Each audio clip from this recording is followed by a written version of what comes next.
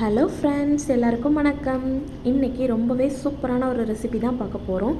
இன்றைக்கி நாம் சூப்பரான சிக்கன் கிரேவி தான் செய்ய போகிறோம். ரொம்பவே ஈஸியாக செஞ்சிடலாம். சாதம், சப்பாத்தி, இட்லி, தோசைன்னு எல்லாத்துக்குமே ஒரு சூப்பரான காம்பினேஷனாக இது இருக்கும். இந்த மாதிரி நீங்கள் செஞ்சு பாருங்கள். குக்கரில் தான் நான் செய்ய போகிறேன். ஈஸியாக வேலையும் நமக்கு முடிஞ்சிடும். ஃபஸ்ட்டு அதுக்கு தேவையான தேங்காய் விழுதை அரைச்சிக்கலாம். நான் ஒரு அரை முறியில் ஒரு 3/4 முறி எடுத்திருக்கிறேன் தேங்காய். அது கூடவே ஒரு 2 பெரிய வெங்காயத்தை கட் பண்ணி சேர்த்துருக்கிறேன். ஒரு மிளகாய், 1 ஸ்பூன் ஜீரகம், அரை டேபிள் ஸ்பூன் சோம்பு சேர்த்துக்கோங்க. இதை நல்லா ஃபைன் பேஸ்ட்டாக அரைச்சி எடுத்துக்கலாம்.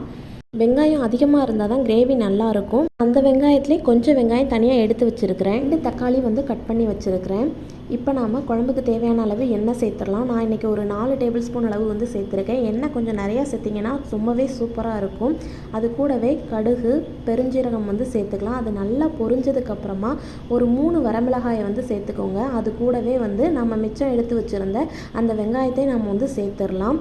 வெங்காயம் நல்லா வதங்கினதுக்கப்புறமா நான் ஒரு 3 டேபிள் ஸ்பூன் அளவு இஞ்சி பூண்டு விழுது சேர்த்துருக்கிறேன்.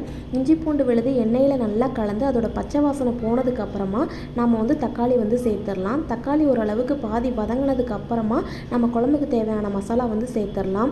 காரம் கொஞ்சம் அதிகமாக இருந்தால் நல்லாயிருக்கும். நான் இன்றைக்கி 3 ஸ்பூன் அளவு குழம்பு மசாலா எடுத்துருக்கிறேன். 2 ஸ்பூன் மிளகாய்த்தூள் எடுத்துருக்கிறேன். இப்போ அதுவும் எண்ணெயில் நல்லா வதங்கினதுக்கப்புறமா நாம் சிக்கனை சேர்த்துடலாம். நான் அரை கிலோ அளவு சிக்கன் எடுத்துருக்கிறேன். கொஞ்சம் பெரிய பீஸாக தான் சேர்த்துருக்கிறேன்.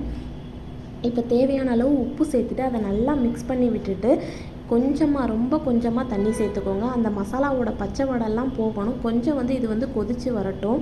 இதை நாம் இப்போ கொஞ்சம் நேரம் மூடி வச்சிடலாம். பாருங்கள், ஒரு 3 நிமிஷம் கழித்து ஓப்பன் பண்ணி பார்க்கலாம். அந்த மசாலா கொஞ்சம் நல்லா எண்ணெய் பிரிஞ்சு வந்துருச்சு. இப்போ சிக்கனும் ஓரளவுக்கு கொஞ்சம் குக் ஆகிடுச்சு. இப்போ இந்த ஸ்டேஜில் நாம் அரைச்சி வச்சுருக்கிற தேங்காய் விழுதை சேர்த்துடலாம்.